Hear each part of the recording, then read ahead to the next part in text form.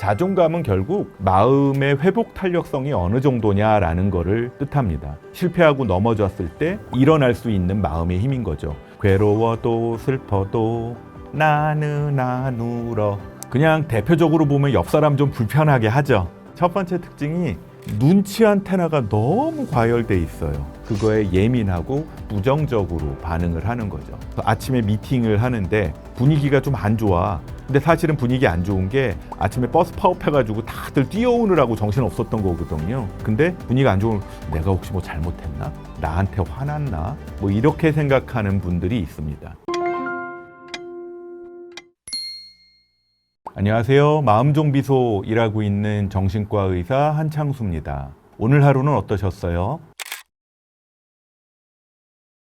행복하게 살려면 자존감이 높아야 한다는데 자존감이 정확히 뭔가요?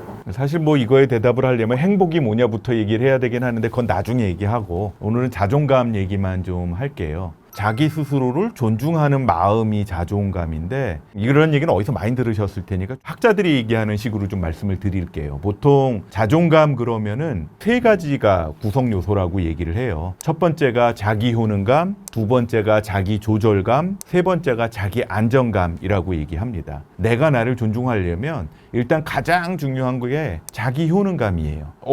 이거 옛날에 해봤어. 과거에 대한 자부심. 플러스 이거 내가 안 해본 건데 할 수 있어. 그럼 미래에 대한 자신감. 그게 자기 효능감이거든요. 그게 가장 자존감의 중요한 밑바탕이 되고요. 그 다음에 자기 조절감이 필요해요. 내가 나를 통제할 수 있다는 믿음. 내 감정, 내 행동, 내 충동 이거를 나 스스로 통제할 수 있다고 생각하는 게 자기 조절감이에요. 세 번째는 자기 안정감입니다. 하다 보면 맨날 실패하고 넘어질 거 아니에요. 완벽하지 않을 수 있고 그래도 나는 괜찮아. 너무 두려워하지 않아도 괜찮아. 이런 마음을 가질 수 있는 능력이 자기 안정감이죠. 이 세 가지가 자존감의 세 가지 요소인데 남이 나를 자존감 높아? 그게 아니에요. 나 스스로 나한테 매기는 성적표입니다. 영어 자존감은 셀프 에스팀이거든요. 셀프는 나 자신이고 에스팀은 보니까 라틴어에서 평가하다, 값을 매기다 라는 그런 뜻을 가지고 있다가 16세기 영어로 넘어오면서 에스팀이라는 말로 변했는데 이게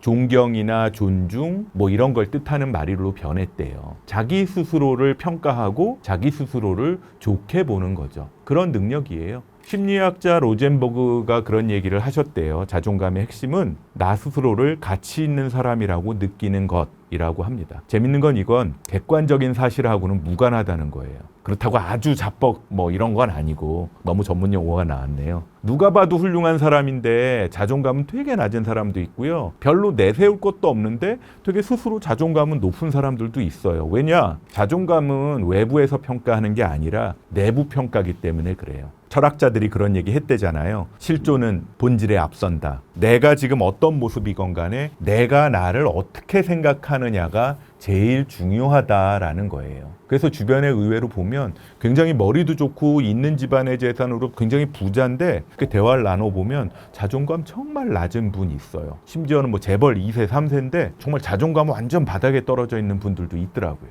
자존감의 두 번째 기능은 존재 자체를 인정하는 힘이에요. 뭘 잘해서 칭찬받는 게 아니라 그냥 그 자체로 나름 괜찮은 사람이라는 거죠. 칼 로저스라는 분이 있어요. 유명한 심리학자인데 무조건적으로 긍정적인 생각을 해주고 긍정적으로 존중해주는 게 중요하다. 내가 이 일을 잘 해내면 엄마가 나를 이뻐해 줄 거야. 내가 예뻐지면 사람들이 나를 많이 쳐다볼 거야. 이거는 자존감이 아니고 약간 삐뚤어진 자신감이에요. 조건이 붙어 있잖아요. 근데 자존감에는 조건이 붙어 있지 않습니다. 그 자체로 가치가 있다는 거고요. 절에 다니시는 불교 철학을 들으시는 분들은 그런 생각도 하세요. 이게 본래 성불이라는 불교 용어랑도 똑같다고 합니다. 원래 사람은 그 자체로 완전하다는 거예요. 당신은 지금 그대로도 가치가 있어요. 세 번째는요. 자존감은 결국 마음의 회복 탄력성이 어느 정도냐라는 거를 뜻합니다. 실패하고 넘어졌을 때 일어날 수 있는 마음의 힘인 거죠. 괴로워도 슬퍼도 나는 안 울어. 그 힘이 마음의 회복 탄력성이에요. 그 연구들을 보면요. 실제 자존감 높은 분들이 실패를 겪은 이후에 회복이 훨씬 빠르다고 해요. 스트레스 호르몬 자체도 자존감이 높은 분들은 올라갔다 금방 내려온다고 해요. 근데 이제 그렇지 않은 사람들은 스트레스 호르몬 코티졸이 확 올라갔다가 그게 떨어지지 않고 편도체가 과열되고 예민해지고 화가 폭발하던지 소위 말하는 파국적 사고, 왜 부정적인 사고만 하는 그런 사고 방식에 빠진다고 얘기를 하죠. 우리 명상록을 쓴 유명한 마르크스 아우렐리우스가 그런 얘기를 했대잖아요. 사실 자체가 중요한 게 아니라 그 사실을 내가 어떻게 받아들이느냐, 그게 중요하다고. 우리의 회복력은 그런 것들입니다. 그렇다면 자존감이 높은 사람들에게 어떤 특징이 있을까요? 약간 저도 좀 근자감 계열의 사람이긴 한데, 근데 제가 보면 정말 자존감 높은 분들이 있어요. 그런 분들이 첫 번째가 실수를 좀 쿨하게 인정을 해요. 이거 내가 잘못했네, 미안해, 그걸로 끝. 변명 안 해요. 핑계 안 대요. 내가 사실은 이게 말이야, 뭐 이렇게 얘기를 안 합니다. 이게 자존감 높은 사람들은요, 실수가 자기 가치를 반영한다고 생각 안 하거든요. 그냥 실수할 수 있는 거지 뭐. 행동 다음에 바꿔서 또 하면 되지. 왜 니체가, 이분은 파워를 되게 중요한 분에 얘기한 철학자잖아요. 인간을 포함한 모든 생명체가 근본 욕구가 살아남는 게 아니라 힘을 키우고 확장하려는 의지를 가지고 있대요. will to power라고 불렀었는데, 근데 진짜 강한 사람은 내 약점을 인정할 수가 있으니까 그럼 능동적이고 창조적인 파워를 가지고 사는 사람이에요. 즉 이분들은 진짜 추구하는 게 누구를 이기는 게 아니라 나 스스로를 초월하는 목적을 가지고 사는 거죠. 어쩌면 이게 굉장히 현실적인 인생 목표인 경우가 많아요. 근데 자존감 약한 사람들은요, 약점을 숨기려고 했어요. 정말 가진 거 없는 분들인데 약점 안 보이려고 마음의 방어벽을 여기 세웠다 저기 세웠다 계속 핑계대면서 옮겨가는 분들을 만날 때가 있어요. 이런 분들은요, 타인의 인정이라든지 돈이라든지 또는 권력, 뭐 회장, 뭐 부회장 이런 거 되게 좋아해. 그리고 어디 복수하는 거, 당하고는 못 사니까 이런 거에 집착을 하는 경우가 굉장히 많습니다. 두 번째 자존감 높은 사람들의 특징은요, 남의 성공을 진심으로 축하해요. 오와 대단하다, 정말 멋있다, 축하해. 사회 비교 이론을 보면 자존감 낮은 사람들은요, 그 남의 성공을 자기 실패로 느낀대요. 얘가 나보다 못해야 내가 좋은 거야. 왜 저기 있잖아요, 사촌이 땅을 사면 배 아프다고. 그게 인간 마음에 기본적으로 깔려 있는 거예요. 제가 뭔 얘기를 하면 그런 얘기 들을 때 가끔 있어요. 그게 좋냐? 그래? 축하해. 어떻게 생각하세요? 남의 성공을 진심으로 축하하는 건가요? 저 사람 잘 되면 나는 뒤처지는 거지 뭐. 이렇게 생각하는 사람은 질투하고 폄훼하고 별것 아닌 걸로 방어하는 게 쉬워요. 나는 자존감이 낮아요 라는 거를 그냥 광고하는 겁니다. 자기 자신이 충분하다고 느끼는 사람들은 남을 얼마든지 축하해 줄 수가 있습니다. 세 번째는 자기 결정이에요. 내가 결정해서 하는 사람이에요. 타인의 시선에 휘둘리지 않고요. 자기결정 이론이라는 심리학 이론에서 보면, 왜 우리가 직장에서 일할 때 윗사람이 강제로 시켜서 일하는 것보다 내 스스로의 모티베이션, 동기를 가지고 일하는 게 훨씬 더 일을 잘한다고 알고 있잖아요. 근데 자존감이 높은 사람들이 이 동기 수준이 높아요. 왜냐? 내가 결정을 하니까. 싫으면 싫다고 합니다. 내일 할 수 있으면 내일 할 수 있다고 얘기하고요. 미안한데 이거는 내 능력을 벗어나는 내 일이 아닌 것 같아요 라고 당당하게 명확하게 거절을 합니다. 왜? 거절한다 그래서 내가 레벨이 낮아지는 건 아니거든요. 내 한계를 지키고 내 에너지 수준을 지키는 거, 그게 오히려 더 건강한 거예요. 내가 결정해서 하는 사람들이 회복력 좋은 사람들, 자기 존중 잘하는 사람들의 특징입니다. 그렇다면 반대로 자존감이 낮은 사람들에게서 보이는 특징엔 어떤 게 있을까요? 그냥 대표적으로 보면 옆 사람 좀 불편하게 하죠. 첫 번째 특징이 눈치 안테나가 너무 과열돼 있어요. 그리고 사소한 일에 자기 자신을 너무 책망해요. 친구가 오늘 좀 피곤해, 아니면은 왜 웃던 친구가 갑자기 안 웃으면 내가 뭘 잘못했나? 라는 것부터 생각하죠. 그 신경과학에서 얘기하는 부정편향 연구예요. 자존감 낮은 사람들은요, 부정적인 정보에 굉장히 예민하다고 하거든요. 별것도 아닌 되게 뉴트럴한 자극인데도 그거에 예민하고 부정적으로 반응을 하는 거죠. 그러니까 예를 들면 그거예요. 아침에 미팅을 하는데 분위기가 좀 안 좋아. 근데 사실은 분위기 안 좋은 게 아침에 버스 파업해가지고 다들 뛰어오느라고 정신 없었던 거거든요. 근데 분위기가 안 좋은, 내가 혹시 뭐 잘못했나? 나한테 화났나? 뭐 이렇게 생각하는 분들이 있습니다. 프로이드식으로 얘기하면 소위 말하는 초자아가 너무 발달된 거죠. 그러니까 사람 내부에는 누구나 다 24시간 작동하는 내부 비판자가 있는데 이 자존감 낮은 사람들은 이 내부 비판자가 너무 센 거예요. 이거는요, 겸손이 아니라 자기 학대하는 사람인 거예요.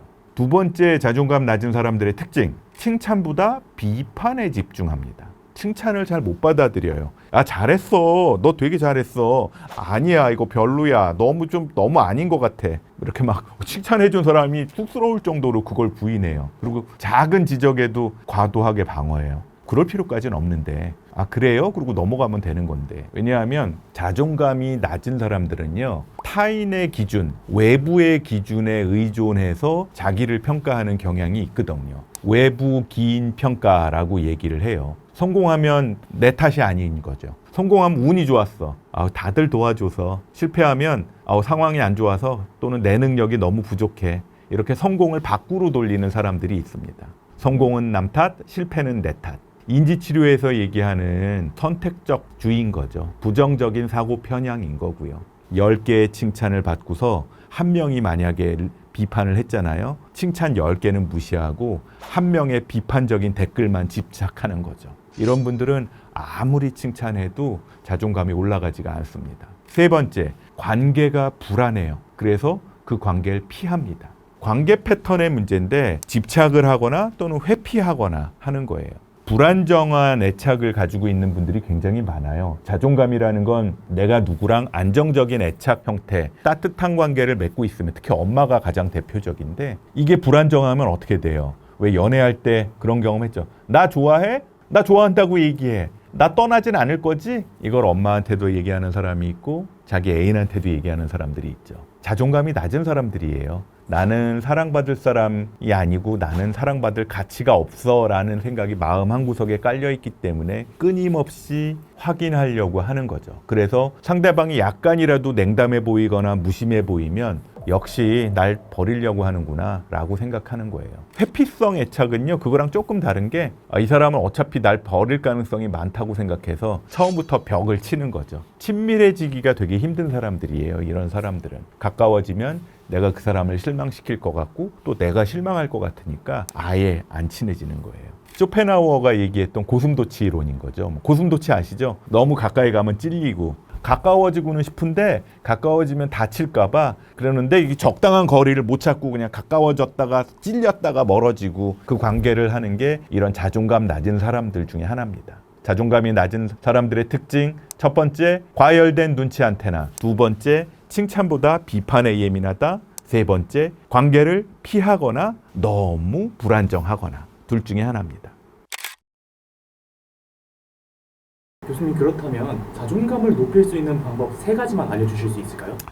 사람마다 자존감을 높이는 방법은 뭐 다 다양한데, 가장 공통적인 게 성공의 경험을 하는 게 가장 중요한 것 같아요. 작은 성공을 한번 모아보세요. 우리는 다 성공하고 싶잖아요. 다 100만 유튜버가 되고 싶어 하고 100만 불 투자 이익을 가진 투자자가 되고 싶어 합니다. 근데 처음부터 그럴 순 없죠. 그래서 자기는 실패한 사람이라고 얘기해요. 내 꿈은 재벌 2세였는데 이미 실패하면서 이 인생을 시작했다고 생각을 하죠. 그런 거 말고 지금 할 수 있는 거. 아침에 일어나서 이불 개기. 아침에 7시에 알람 맞춰놨는데 6시 50분에 눈 떴을 때 성공한 거죠. 그런 소소한 약속을 지키세요. 그러면 우리의 뇌에는요, 나는 꽤 유능한 사람인걸 하는 데이터가 쌓여요. 그게 자기 효능감의 기초가 되고, 그것이 쌓이면 자존감이 올라갑니다. 오늘은 11시 전에는 꼭 잘 거야. 아침, 점심 꼭 먹을 거야. 라는 약속을 지키면 내 뇌가 얘는 자기 약속을 지키는 사람이구나 라는 생각을 하고 도파민을 분비시킵니다. 도파민은 어떻게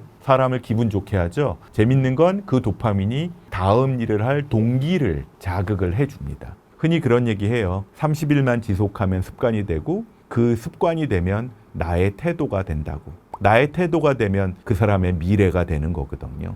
나는 약속을 지키는 사람이라는 정체성을 한번 생각을 해보세요. 어쩌면 이게 자존감의 뿌리일 수 있습니다. 두 번째, 자존감을 높일 수 있는 방법은요, 자신한테 좀 친절한 거예요.